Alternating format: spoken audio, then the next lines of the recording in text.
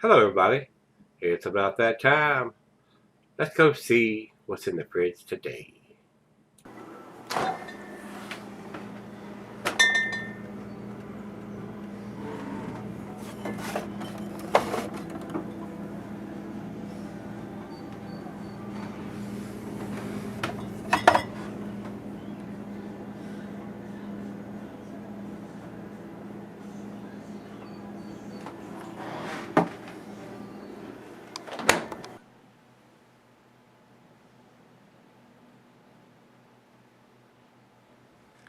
Hey, everybody. Welcome to Gregsbeerreviews today. Thanks a bunch for stopping by. I do appreciate it, guys. We got a Golden Road Brewing. These guys are in California. This is Medianoche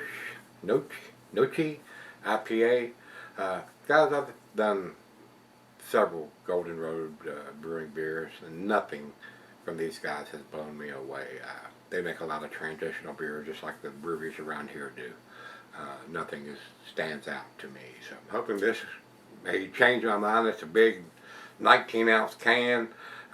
My buddy Dennis brought this back when he was out west and gave it to me. And this is a 6.4%er, I think. Yep, 6.4%, and on the bottom it said, best enjoyed by 072420. Another brewery that think they can get away with producing an IPA without a canned on date. I don't understand that, guys. I wouldn't buy their beers before I even opened it up. I'm just not a fan of those best before, best by. You don't know what kind of shelf life these guys are giving it. Whether it's 3, 6, 8, 12 months. I mean, they're in the business to sell beers. If they don't tell you how long it's been in the can, they're going to sell more of it. That's how that works. So, over to Untappd. No IBUs, no commercial description. So, we're done with that. So let's get it opened up. We get it into the glass. Very clear coming out. Definitely not a New England style beer. California company, so it's probably a West Coast style. Very, very clear coming out. A slight chill haze on it.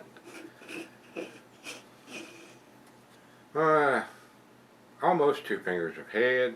I can see light right through the bottom of it. Nice amber color. I got a little black speck floating around in it, so I don't know what that is. I don't know if it's out of the can or was in the glass. I cleaned the glass pretty good before I rinsed it out and wiped it down with a towel inside and out. I don't know. It's hard to tell. Anyway, to the nose we go. A little bit of citrusy notes, maybe a slight hint of some pine. And that's about all I'm getting. Let's dive in. Cheers, everybody. Cheers, Dennis. Thank you.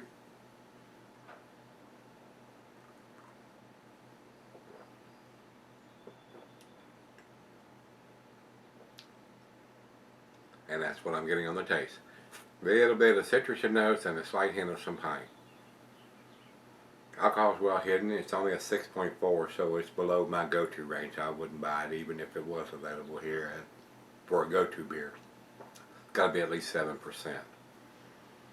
or close to it.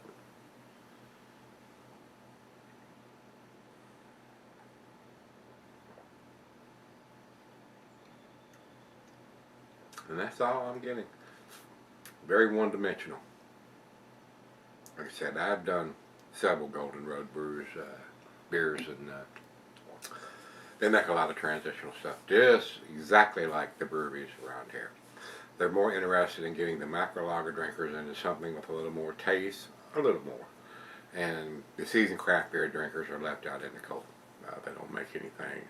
And if they do make something, it's brewery only. They don't can it or bottle it. You got to go there to get it.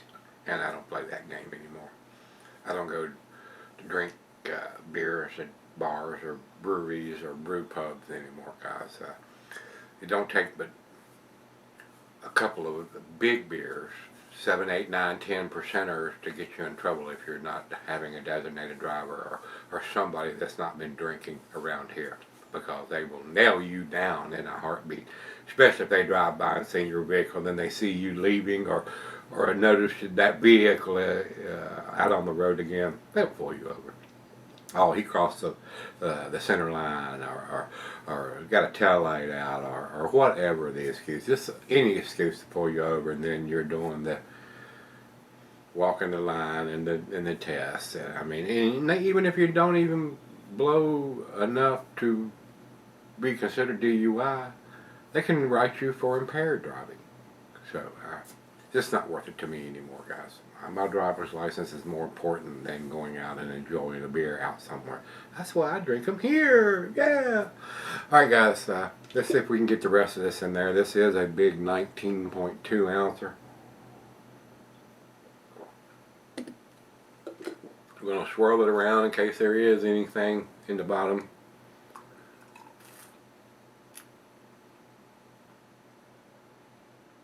See if we get any additional black specks or junk in the trunk, as I call it. Very creamy coming out when you shake it up like that, the final pour like that. But I don't see anything. It does have a heavy chill haze to it that I believe is a filtered beer. Doesn't say anything about being unfiltered in it. And I can see light through the bottom of the glass, so I don't think it's just got a chill haze to it, I believe. So, that being said, it's right out of the fridge. Let me sip on it for a little bit, and we'll come back and give it a grade. Alright guys, I'm back. Got a little bit left. Been sipping on it a while. Very transitional beer, guys. Very one-dimensional. Probably not something that I would buy for myself. But I do appreciate Dennis picking it up and bringing it to me. Final chug.